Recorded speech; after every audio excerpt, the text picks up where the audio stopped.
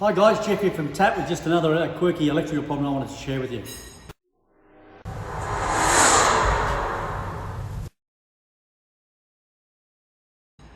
This particular car in today is coming for some quirky sort of electrical issues, and we've got a number of case studies on our system with similar sorts of problems, and it's things that just remind you what we should be checking as a fundamental starting point.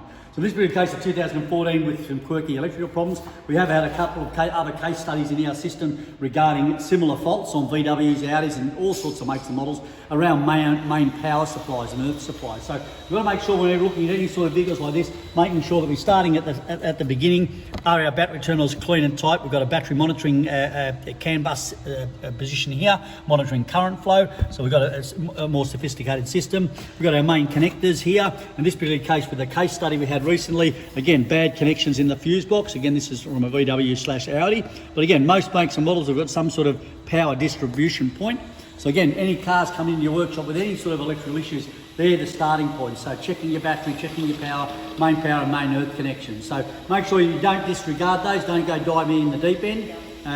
By all means get your scan tool out and do fault codes and live data. Just make sure you're checking those main electrical connections with any car that has any sort of quirky or any electrical problems at all.